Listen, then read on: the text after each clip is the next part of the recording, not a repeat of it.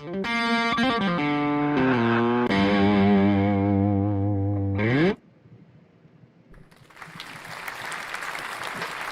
morning, everyone.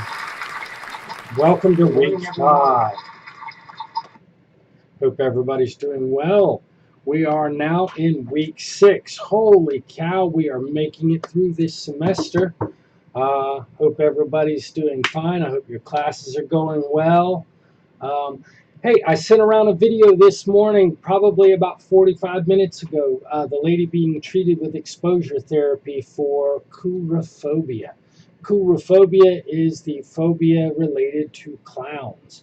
I don't know if you knew this, but it is fairly common for people to be very afraid of clowns. I don't know if anybody knew that. Right? Pretty crazy.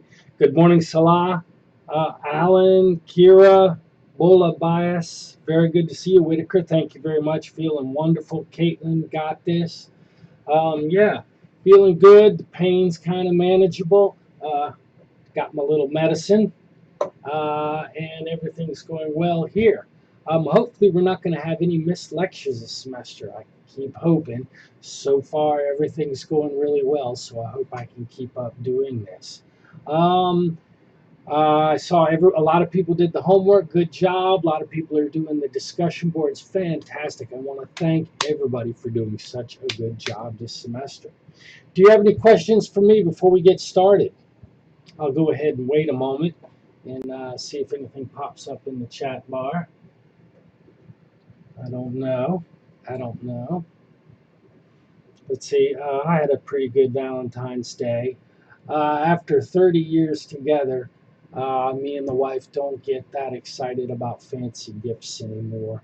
It's usually just a card and a nice breakfast together. So that's what we did, Alan. I hope all of you had good February 14th, good Valentine's Day.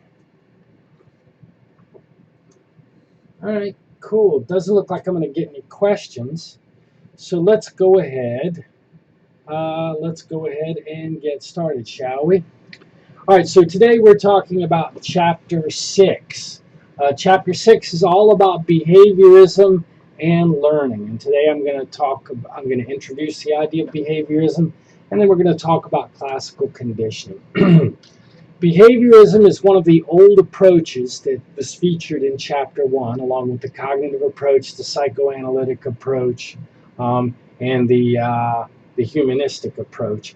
Now, it's not actually a subfield, a modern subfield. So you can't really go in and become a behavioral psychologist anymore. They don't really have that degree in graduate programs. However, you could go into a clinical program and a clinical psychologist and focus on behavioral treatments if you want. You can go into health psychology and focus on behavioral treatments if you want, but behaviorism isn't an area of specialization per se. I hope that makes sense. So today we're going to talk about an introduction to the behaviorist perspective. We're going to talk a little bit about classical conditioning, the case of little Albert, and then we're going to talk about counter conditioning and exposure therapy, which is what the video was about that I sent you this morning. I hope everybody watched the video because it was cool and interesting and pretty crazy. Looks like we've got 21 people here today. I'm very, very impressed. You know what, before we get started, let me go ahead and take just a little bit of medicine. Oh, that'll help ease the throat up so I can spin my tails for the day. Okay, so without further ado, let's go ahead and get started. Now, behaviorism is the study of learning. Now, in Chapter 2, we talked about maturation. So human organisms change in 2 ways. The first is genetically, and we call that maturation, which is change along a genetically programmed chart that follows a specific timeline. Human beings change because they mature, they get older. The second way that human beings change is by experience, the environment, nurture, if you will.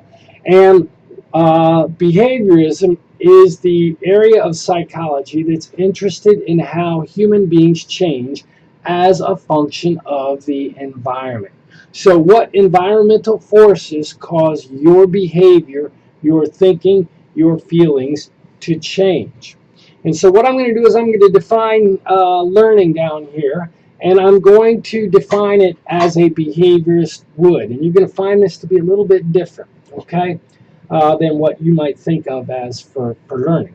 So learning is a relatively permanent change in behavior that occurs as a result of experience at any age. Now what I want you to focus on is the fact that it's a relatively permanent change. The change that occurs as a result of learning and environmental forces is not always permanent. In fact, we're going to suggest to you that operant and classical conditioning really cause temporary changes in a human being's behavior. It's good to see you, Ryan. You're not late. I'm glad you made it here. I sent you a text earlier this morning. I apologize for not getting back to you yesterday. I wasn't feeling very spiffy yesterday. Okay? So, we're going to suggest that it's a relatively permanent change behavior, and it occurs as a result of experience. It occurs as a result of experience. And we're going to talk about behavior, and we're going to talk about learning as a behavior. Typically, we think of learning, we think of it in cognitive terms. Oh my goodness, my mind changed. But the early behaviorists suggested that we can't really know what goes on in the mind. And in the early 20th century, that was probably true because cognitive psychology hadn't developed its great methods. And so behaviorists who were interested in learning focused on how behavior changed as a result of environment. So I want you to focus on three things. It's a relatively permanent change. We're talking about behavioral change, not cognitive change. And we're talking about something that occurs as a result of the environment. Okay? Now, your book has a chart, just like the one that I'm showing you right here, that talks about all kinds of different types of learning. Okay? So one way we can think about learning or behavioral changes by what we would call non-associative learning, which is what you might call getting bored or sensitized to things. So if you see the same thing every day, you will quit paying attention to it. We call this process habituation, or you might call it getting bored. It's one way in which our behavior changes. And it's because we get used to things in our environment and we quit paying attention to it. The other way is on the other side of the chart is by watching others. We'll call this modeling. You might want to call it monkey see, monkey do, observational learning. And this is when we learn by watching others. And we talk about observational learning and modeling and vicarious conditioning. Okay? Now, what we're going to focus on in this chapter is not either one of those. Instead, I'm going to focus right on the middle part of this chart, what we call associative learning, which is when the organism learns the relationship between two pieces of information. Some sort of stimulus behavior, some sort of stimulus in the environment, and some sort of behavior that relates to that stimulus. So for the next couple of days, we're going to be focusing on associative learning. Today, what I'm going to do is I'm going to focus on the type of associative learning we call classical conditioning or passive learning. And on Wednesday, we're going to talk about operant conditioning, which is active learning or learning by consequence. Okay? So we're going to focus on just the middle part of this chart for this particular chapter. Okay? Now, behaviorism is interested in associative learning. Now, here's the thing. In 1900, this guy named Sigmund Freud wrote this very famous book called The Interpretation of Dreams that gave birth to the psychoanalytic perspective. And he argued that there were deep psychological traumas locked in our head that affected our daily behavior. And he believed that all these psychological traumas were related to the sexual impulse. And he started to say some pretty crazy things about about what people had going on in their minds. For example, he suggested that all of us typically had our first sexual crush on our opposite sex parent. He argued that all men secretly were afraid that their father was going to find out that they had an attraction to their mother and cut their penis off. He called that castration anxiety.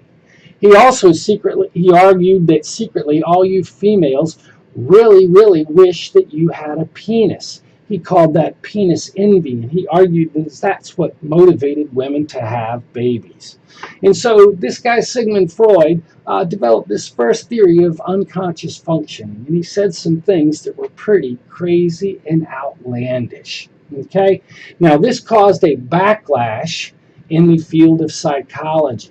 Psychology hadn't really solved any problems at that point, but the one thing they didn't want to do was be laughed at by other sciences. Right, Omar? Some pretty crazy stuff. And some people call him the greatest con man of the 20th century.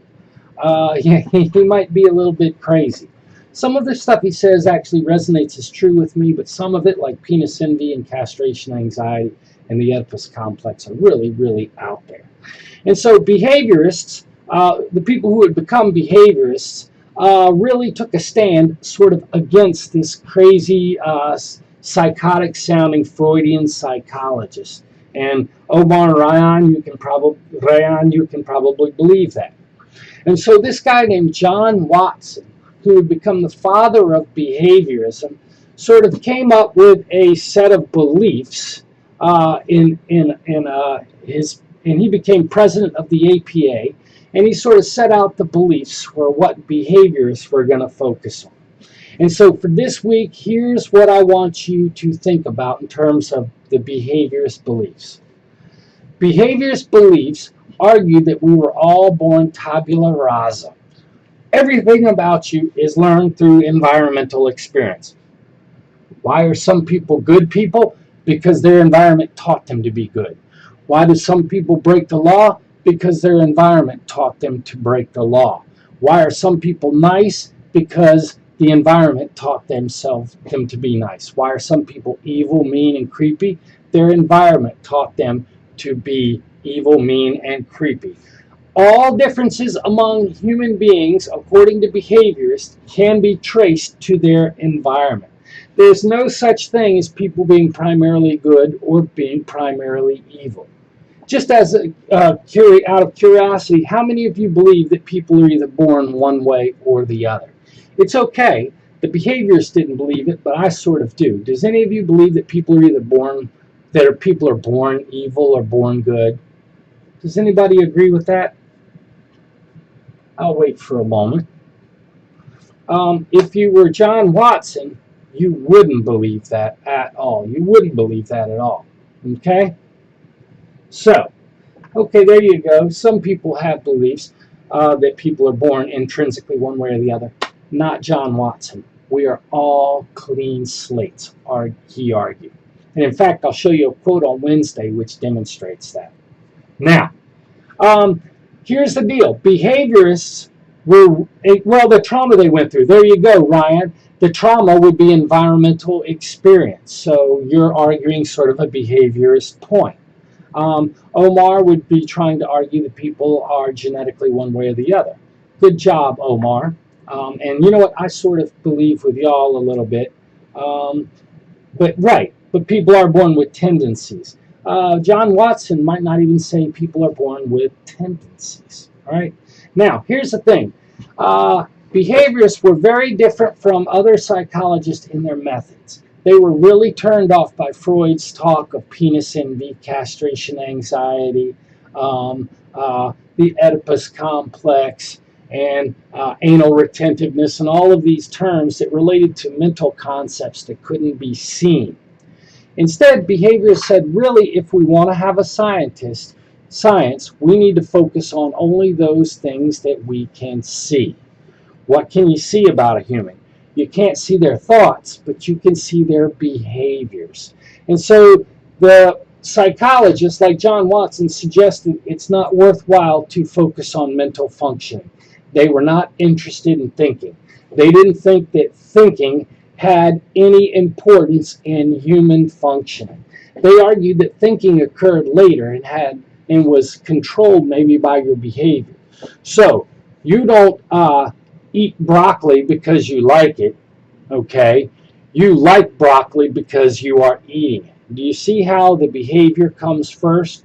So they argued that if you really want to have a science of psychology, you must focus on things that can be observed, which is behavior. So they argued that it was all about the environment and it was all about the behavior, and there really is nothing that we can learn from studying how people think. Okay? Now, they also used a lot of animal research subjects. So it's kind of odd to think about it, but they were developing a science of humans, but they used lots of animal models. They studied pigeons, dogs, rats, cats, monkeys. They used everything but human beings. And what they did was they would demonstrate these findings with animals, and then they would generalize to human beings. Now, we sometimes call this anthropomorphism, and this is not seen as a great way to do science now, because we know that there are differences between humans and rats, humans and cats, humans and pigeons, humans and monkeys. But for the behaviorists, there really wasn't seen to be a dividing line between the human and the animal. So these are some of the weird beliefs that the behaviorists had. So their theory was that all human functioning is learned through the environment. The only thing that's useful to study in humans is human behavior and how that's affected by the environment. And they also thought that you could study animals and then generalize those research findings to human beings. All right? Now, and actually later on, they would develop a philosophy, if you will, called radical behaviorism that said that everything about you, everything you are, everything you like, everything you do, everything you feel was conditioned by the environment. And if that's true, if the environment is king, then I should be able to get rid of hunger, crime, drug abuse, any social ill should be able to be conditioned out of society using behaviorist techniques. So this guy we're going to talk about, B.F. Skinner, actually argued that we could create a utopian society by using the rules of behaviorism. So, do you kind of understand what I'm talking about with these initial beliefs of the behaviorists? Does this sound odd? Does it sound weird to have a science of human beings that isn't built on human study? Does it sound interesting to have a science of human functioning that doesn't focus on the mind? Right? I find that kind of interesting. But that represented the behaviorist point of view. Now, I don't know if any of you ever heard of eugenics. Eugenics, selective reproduction that is used to create better humans. Anybody ever heard of the practice of eugenics? It was practiced here in the United States for probably about 50 to 60 years. Some people were selectively sterilized because they didn't score high enough on the IQ test. And it was thought that the problem with the world was we were letting low IQ people populate the world, right? So, okay, so Yasmin's heard of eugenics. Think of behaviorism as the contrast to eugenics. So the eugenists were sterilizing people who were poor, had dyslexia, or were minorities or had mental illness because they thought that these people were inferior and their genetic material shouldn't be passed on. John Watson said it's not about your genetic material, it's about your environment. Okay? If anybody's interested, I've got a really interesting eugenics video. It's about 7 minutes long called War on the Weak, if you're interested in learning more about eugenics. Now, the two models of learning, according to what we would call hard behaviorism, okay, the old school behaviorism that focuses on the environment and no mind, there are two ways in which organisms learn. The first is by classical conditioning, or passive learning, which is where you associate events that co-occur in your environment. okay? I hear a loud sound that scares me. Exactly. That's a very good way to put it. They're not evil, they're broken. The eugenics people would believe that they're evil. The behaviorists would believe that they are broken. Okay? If somebody's evil, you throw them out. You destroy them. You get rid of them. If somebody's broken, you try to fix them. And that's a great way to think about it, Ryan. I really, really like that point. Okay? So the first model is classical conditioning, which is passive learning, which is learning by association. All right? The second model, which we're going to talk about Wednesday, is called operant conditioning, or learning by consequence. This is when an active learner engages in behavior and then slowly changes their behavior based upon reinforcements and punishments. So we're going to talk about these two different types. Now, let's talk a little bit about classical conditioning, learning to associate reflexes, responses with environmental cues. The first and most famous classical conditioning scientist was a fellow named Ivan Pavlov, a Russian physiologist who was studying digestion. Ivan was not even a psychologist, and he was studying digestion. He was so good at it, he won a Nobel Prize in the early 20th century for his work on salivation. And what he would do is he would put meat powder on dogs' tongues, and he had a little test tube and a tube into their salivary glands, and he would measure the amount of salivation that was produced by dogs when they had food put on their tongue. Now, does anybody know what the purpose of salivation is for? Does anybody know real quick? Why do people salivate? Does anybody know? Anybody know? What is the use of salivation? Please, somebody type it in. Let me know. Who's going to get a gold star today? Who's going to get a gold star today? Anybody know? Anybody know? There we go. It is a digestive aid. Absolutely. It begins the breakdown of the food that you need in order to digest in your stomach. Now, you may not know this, though. Salivation is a reflex. Whenever you smell something, remember your odor receptors in your nasal pathway smell something, you will begin to salivate. Have you ever gone home to mom's for Sunday cooking, right? And you smell that fried chicken or that Middle Eastern dinner of lamb or whatever it is. You ever walk, or somebody brought a pizza, pepperoni pizza, or a vegetable pizza in the house, you will automatically begin salivating. Salivation is a reflex response.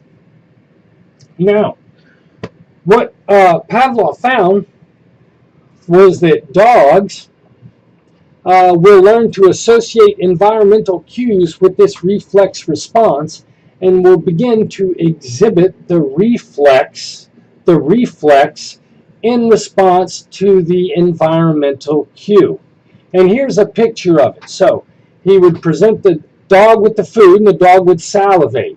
Now, and that's a reflex response. Now, what I want you for this class is to understand the terms that are used in classical conditioning. Now, this stuff makes perfect sense, but as soon as I start describing it, it's going to start not to make sense. But I just want you, it's real simple. You just have to be able to understand the definitional terms that we're going to use. I'm going to go to the whiteboard for just a second. So here's the deal.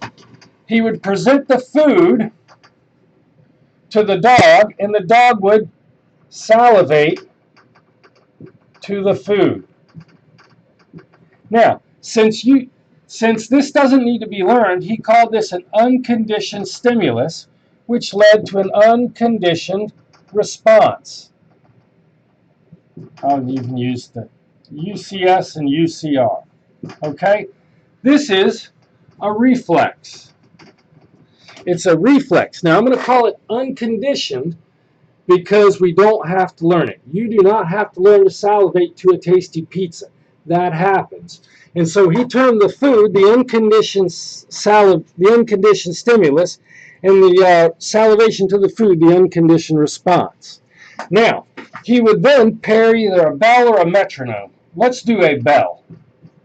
Now, a bell starts out as a neutral stimulus because when you ring a bell, it doesn't cause anything to happen, right?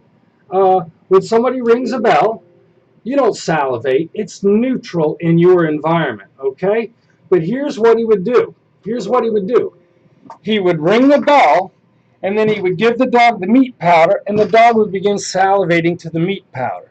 And he would do that several times. Ring the bell, food. The dog would salivate to the food. He would ring a bell, he would give the dog food, and the dog would salivate to the bell. And then you know what happened? If he did that several times, the dog would then begin salivating to the bell. And at this point, he called the bell a conditioned stimulus, and he called the dog's response to salivate to the bell the conditioned response. And this represents learning, or what we call classical conditioning learning. Does that make sense? Does everybody understand that right so far? Does that make sense to you? Okay. Now, okay. And what he found was he could condition the dog to salivate to a bell. He could condition the dog to salivate to a buzzer. He could condition the dog to salivate to a metronome. He could condition this dog to salivate to lots of things as long as he paired it with the initial reflex event, right? And so, food, salivate to food, okay, UCS, UCR, right? Let me go back to my whiteboard. Okay, now, here's what he also found he could do. If he paired that bell with the food, he could cause the dog to salivate to bell. And this was called the CS, and this is called the CR. You know what he found though? He could then pair the metronome with the bell that caused the dog to salivate. So he would play the metronome, ring the bell, the dog would salivate to the bell. He could play the metronome, ring the bell, the dog would salivate to the bell. And he found that after a while, the dog would now salivate to the metronome. And this is called a new CS, and this is a new CR. And he called this higher order conditioning. Okay? Higher order conditioning. Okay? Now, why is this important? I'll tell you why this is important. This is important because advertisers use this to sell products to you. They use it to sell products to you. So check this out. Let me go back to the whiteboard real quick. Let me go back to the whiteboard. So here's the deal. Winning is fun. Animals hate to be frustrated and love to be successful. Animals hate to be frustrated and love to be successful. Human beings hate to be frustrated and love to be successful. You folks all like to finish the puzzle if you can. You all like to make an A on the test. You all like to win games if you play. So you can think of winning as a UCS and the fact that you enjoy it as a UCR. So here's the deal. LeBron James is a basketball player. Every time you see LeBron James, he wins a championship, and that's fun. Every time you see LeBron James, he wins a championship, and that's fun. And so after a while, you see LeBron James, and you feel good. That's why we like athletes, because they win in front of us. And so you'll call LeBron James the CS, and the feeling you have watching him win, the CR.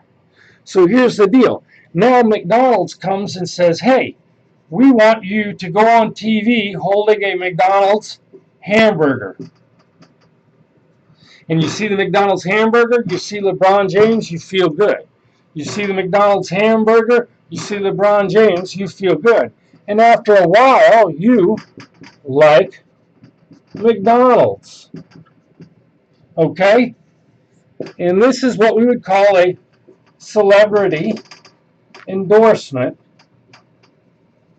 using higher order conditioning. Okay? Now, does that make sense? Does everybody understand how we could use higher order conditioning? And so what Pavlov found is that if you have a reflex, you can build a conditioned response. You can then use that conditioned response to condition another response, and then another response, and then another response. Okay? Now, here's the deal. If you took that, Pavlov found that if he took the food away and just rang the bell, the dog would salivate for a while, However, as I suggested to you, conditioning is a relatively permanent form of learning.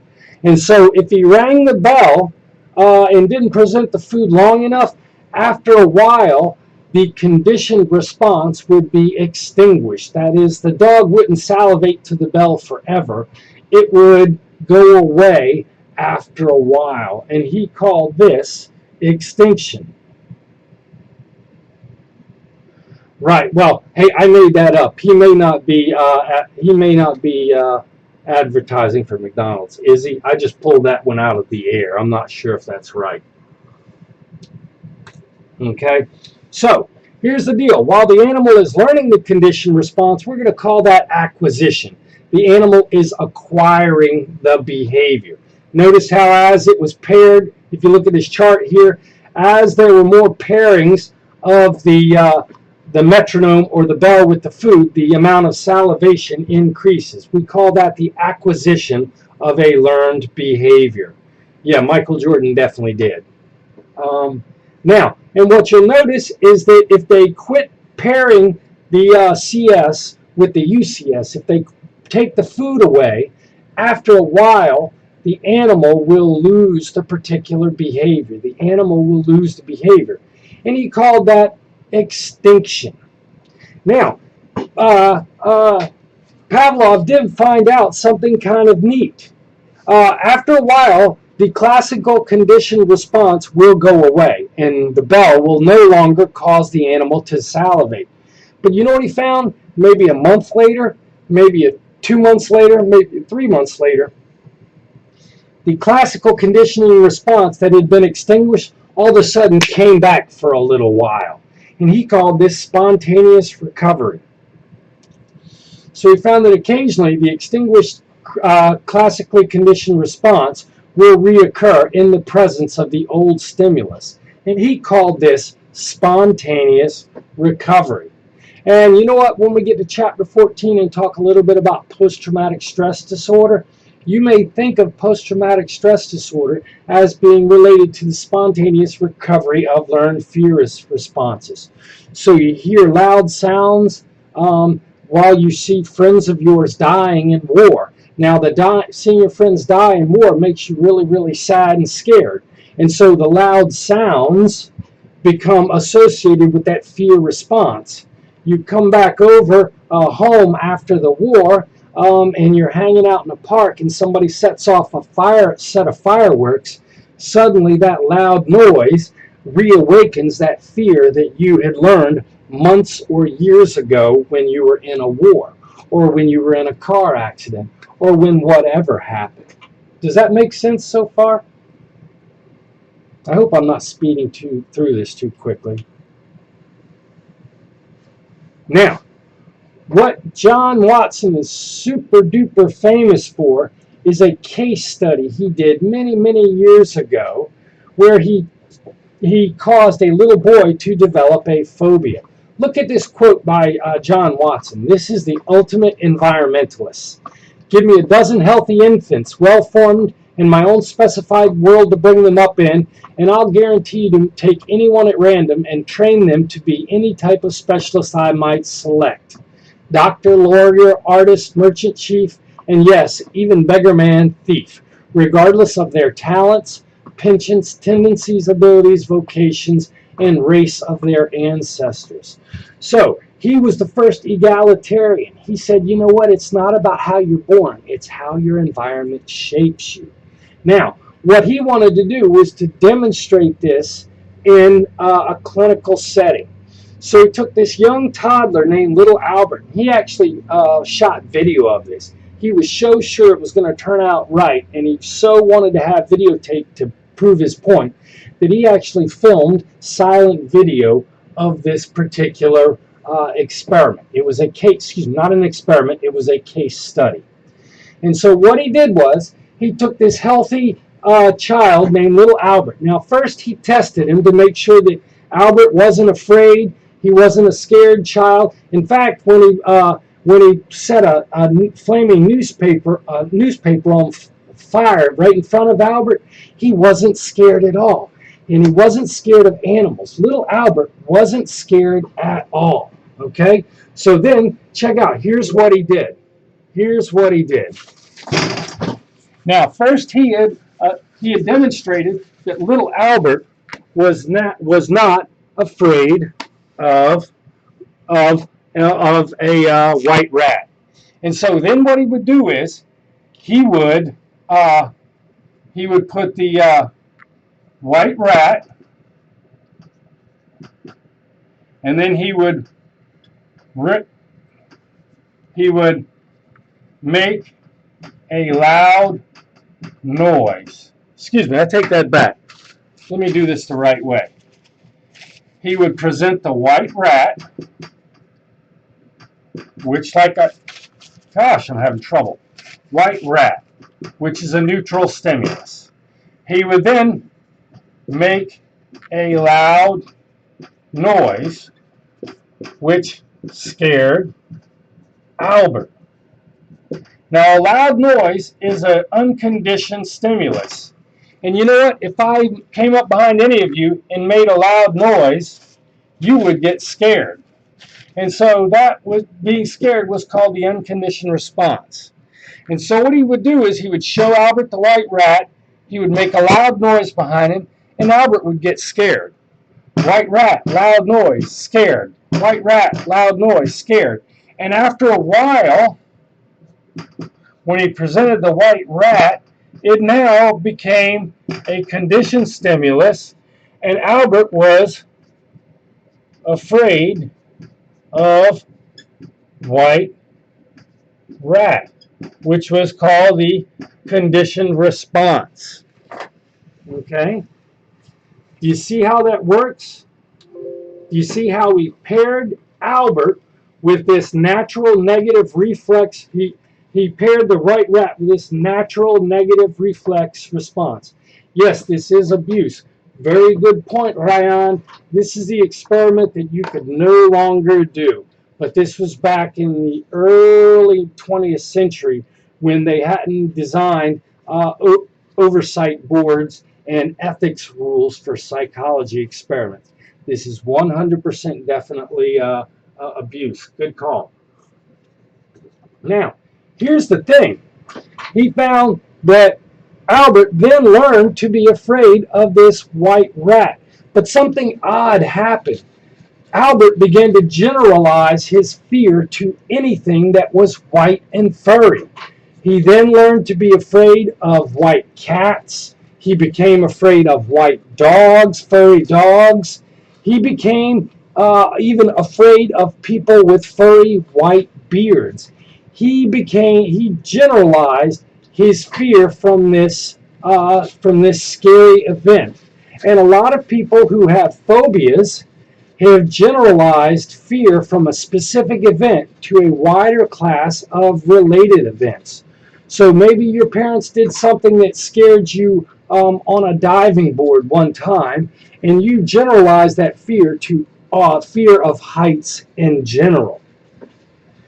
To this day, he is still scared. Now, actually, nobody knows exactly what happened to little Albert. Some people say, some legends have him living to an old man, being deathly afraid of things his entire life. Some legends have him dying of hydrocephalus at the age of 6 years of age. Nobody knows what happened to little Albert. But just like anybody with a phobia, little Albert that's left untreated, little Albert carried that phobia for the rest of his life. Now, since we can learn phobias, clinical psychology has developed a method by which we try to help people unlearn phobias. And this is sometimes called counter-conditioning or systematic desensitization. It says if phobias are learned through environmental exposure, they can be unlearned the same way. And so here's the deal. What we do is, let me go back to my whiteboard again. Let me go back to my whiteboard. What I'm going to do is try to get you to pair the feared object with a classically conditioned, a reflex, a positive response. So what I'm going to do is teach you how to relax. I'm going to give you a relaxation strategy, which makes you feel calm. Okay? And this is my UCS, and this is my UCR. And so what I want to do is pair the feared object with the relaxation strategy so that you feel calm. Now, here's the one problem with this. The one problem with this is if I give you the object that you really fear, you will freak out and you won't be able to get relaxed, and so you won't be able to develop the classically conditioned response. So what I have to do is I have to find a set of things that are like the thing that scares you, but that are manageable at the first point. So instead of putting let's say you have a arachnophobia, you have a fear of spiders. If I wanted you to try to get over your fear of spiders and I put a tarantula right in front of you, there's no way you'd ever be able to relax. You'd just freak out and we wouldn't get anywhere. So what I have to do is start with a hierarchy of things that are related to spiders, going from something you think you could deal with to something that is the most scary thing for you. So if you look right below me, exactly, right? Salah, you would run right out the door. But what if I asked you just to think about a spider? Could you deal with that, Salah? Probably. What if I just asked you to look at a cartoon picture of a spider? Could you do that? Okay, and so what I'm going to do, look right underneath me, is you and I are going to come up with a fear hierarchy. We're going to come up with a list of things, presentations of the spider, going from something you could deal with to something that absolutely scares you. And then what we're going to do is we're going to try to get you to work up that hierarchy. So I want you to think about a spider while relaxing, and you'll stay calm. Think about a spider while trying to relax. And after a while, you'll feel calm. Now, here's the deal. If during this therapy you're thinking about the spider and you start to get nervous, I take the spider away and we go back to your relaxed state. Okay, so I take the spider away and you relax again. Once you get good and relaxed, I then cause you to think about a spider while relaxing, and you'll feel calm. And after a while, you'll be able to feel calm while thinking about a spider. Now, once you do that, we then move up the fear hierarchy from thinking about a spider to looking at a picture of a spider while remaining calm. Now, if you start to get nervous, I take this away and tell you to go back to your relaxation strategy. But once you get relaxed, I then show you a picture again. And the idea is after a while, you would be able to feel calm. All right? And so the idea behind systematic desensitization is to try to replace that negative reflex response with a positive reflex response while working up the fear hierarchy. So, does this make sense? Now, here's the deal. As a clinical psychologist, you're never going to get the person all the way up their fear hierarchy. No way. So is Salah ever going to let me put a furry tarantula spider on their arm? Absolutely no. There is no way they will get that close. However, here's the deal. If you have a fear, if you have agoraphobia, and you can't leave the house, I may not get you to a football stadium watching a football game, but if I can at least get you to go out to class, if I can at least get you to go, if I can at least get you to go to the grocery store, then I've helped you treat that phobia. Does that make sense? So I'm never going to totally get rid of the phobia. What I want to do is make it manageable for you. If you're claustrophobic and you can't get in a car, you're not going to be able to go to work or school, and your life is going to be extremely difficult. Now, I don't necessarily want you to be able to get in a small room, a dark cave, but if I can at least work up through your fear hierarchy to the point where you can get in a car with the windows open and get to work, then we've at least treated that phobia to a certain degree. Okay? Now, one final thing. The video I sent around is not exactly counter conditioning. The lady being treated for coulrophobia, they actually used what's called exposure therapy. So, in that particular video, the woman who is afraid of clowns meets with the doctor, and they sit down and talk about what's going to happen when she sees a clown. She's like, oh, I'm going to freak out. And he's like, well, is this going to hurt you? And she's like, no, it's not going to hurt me. After a while, I'm going to get over my fear. So before the experiment, the doctor sits down and talks to her about what's going to happen and how her fear response is going to be expressed. And then they talk about what's going to happen. And then after that, you saw they took her in the room with other people for support and with the doctor for support. And then the clown comes in and she freaks out. And the idea is the doctor is there and he helps her work through this initial bit of terror. And just like most terror experiences, the terror goes away after a few minutes. So the idea was to keep her in the room long enough for her fear to subside. If she gets up and runs out while she's in the middle of her fear response, all we've done is strengthen the phobia. But if you get her to work through her fear and come down the other side, she can begin to manage those negative emotions. Okay, that's all I had to say for today. Does anybody have any questions about classical conditioning? For the exam, I'm going to want you to be able to diagram a classical conditioning experiment. And I'm going to give you probably two of them. I'm going to have you do the exact Ivan Pavlov one with the bell and the meat powder. And then I might have you do a new one that doesn't use Pavlov. So one will be super easy, and one will require you to sort of abstract the principles I've told you to a new experiment. Okay, great.